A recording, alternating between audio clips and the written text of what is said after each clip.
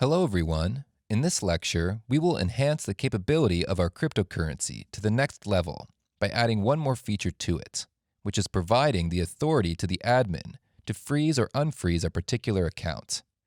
If an admin freezes an account, that account becomes incapable of transferring the funds or the coins.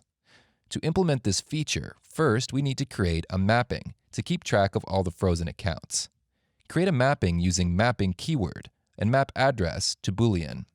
It means that it will store the account addresses and store true with it. If the account has frozen and if bool stores false, that account is unfrozen.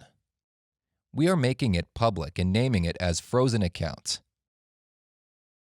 After this, we need to create an event to log the message that this account has frozen. To create an event, write event and we'll name it as frozen fund. This event will take two parameters. First is the target address, which is the address of the account that gets frozen, and the second one is a Boolean variable, frozen, which takes the value as true or false.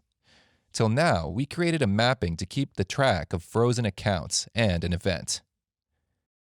Now, a function needs to be created, which will be executed by the admin to freeze an account. Let's name the function as freezeAccount. This function will take two arguments.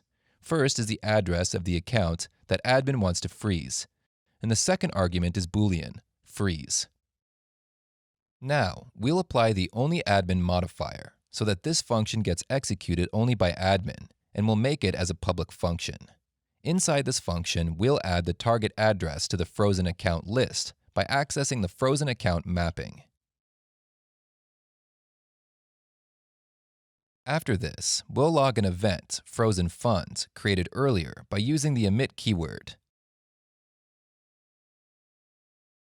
Inside this event, we'll pass two arguments. First is target storing the frozen account address, and another one is freeze, returning true or false. So our function freezeAccount is completed. Admin can freeze any account by executing this function.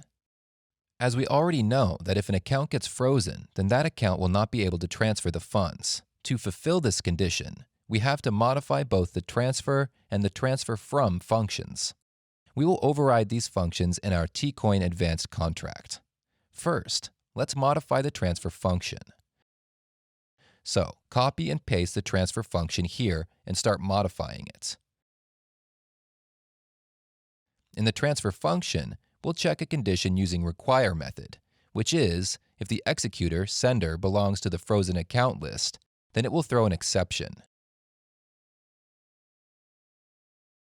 To apply this, we will pass sender's address, accessible by the method message.sender, inside frozen account mapping. Now, we'll apply the same condition to the transfer from function. To do this, copy and paste transfer from function and start modifying it. We can copy the condition from transfer function and paste it here. In the transfer from function, sender's address is stored inside from variable. So, we will replace message.sender with from variable here. Now, if an account belongs to the frozen account list and executes the transfer from function, then this will throw an exception.